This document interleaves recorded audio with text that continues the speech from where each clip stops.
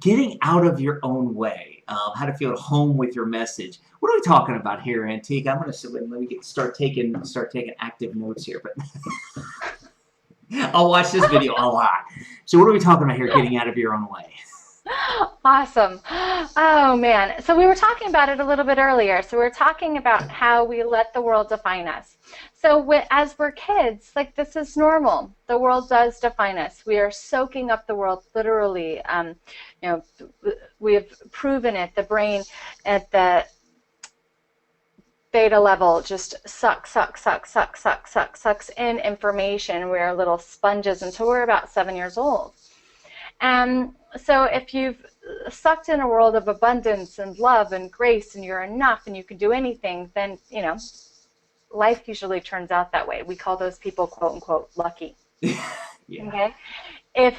If you sucked in your worthless pile of crap, blah, blah, blah, blah, blah, blah, blah, we don't have enough money, oh, I'm so too fat in this shirt, I don't like myself, blah, blah, blah, whatever else that was from our parents, because they didn't know any better. It's nobody's fault. Like, they sucked in the same information from their parents. This is that generational curse that we all go through, that we now know how to break. Luckily, this is our generation to break it, everybody. It's really our responsibility, if you're watching this, to break those patterns for your next generation. Only we can do it for ourselves. But if that's what you sucked into your reality, then that's most likely what you're continuously living out of into your reality. So this first phase is to really reprogram and redefine yourself in your brain. So there's a couple things I can walk you through a practice, and we'll go pretty fast here, but you can come back to this segment and you can watch it.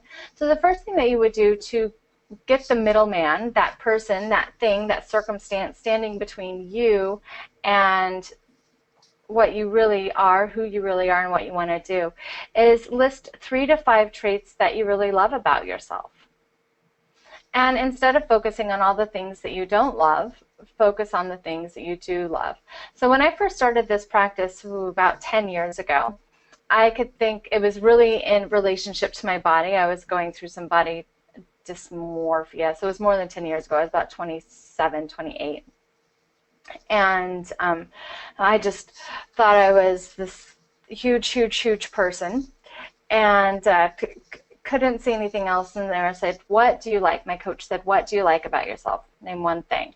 And the only thing that I thought was beautiful about me physically was my neck.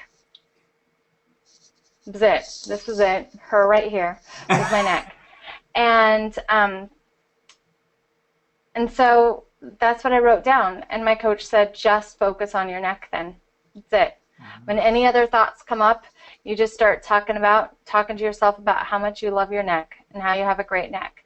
And now looking back, I'm like, how could I have possibly thought that I was ugly? Like what world am I in? You know, like, not pompously, like this was just what God gave me. But it's like, I really did. I had this. So now there's more things to my list.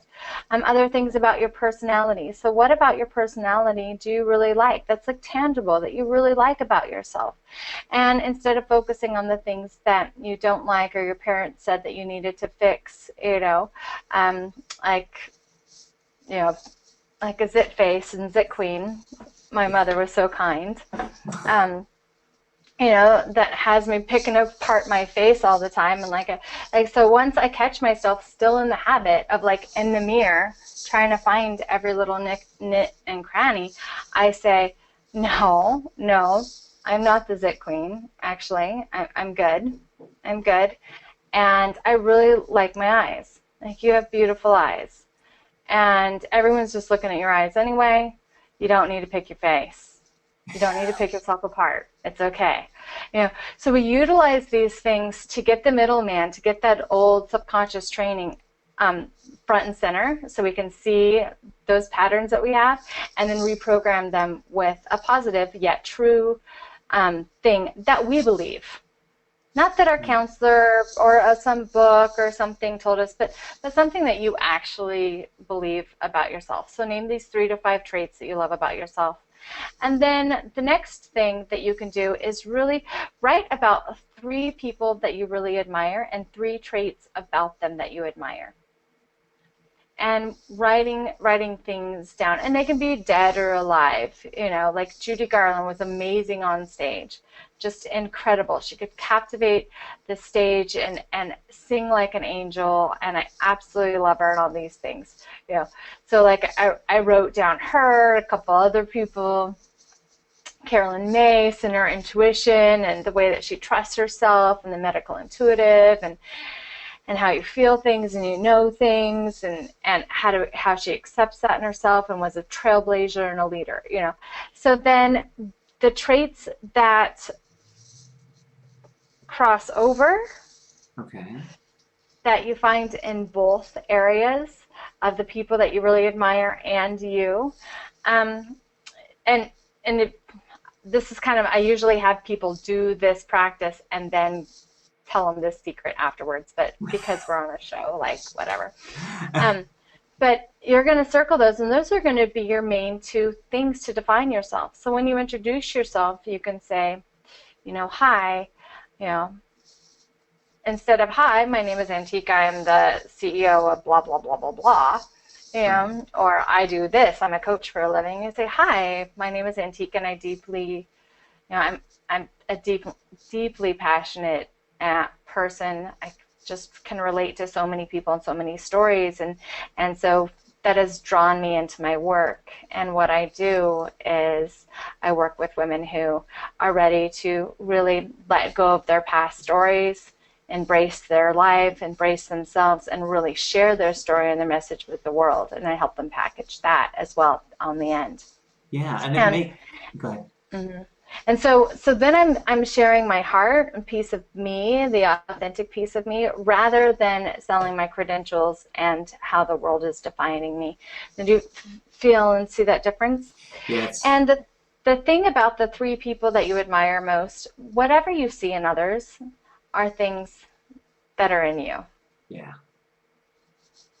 Yeah, and it just makes a huge difference. I mean, I think the biggest thing as we wrap up the segment on getting out of your own way and move into the next one, I think the biggest thing that I took from this was, especially when you introduce and talk to people, because we're all programmed, good or bad or indifferent, to lead with our credentials, because that's what we believe stands out, and that's what we believe the rest of the world wants to hear. And if I'm meeting somebody, I'd rather find out about them first and then hear their credentials second, because it'll let me know if I'm going to resonate with that person, Yeah. first. Because you eliminate the middleman. Yep, exactly.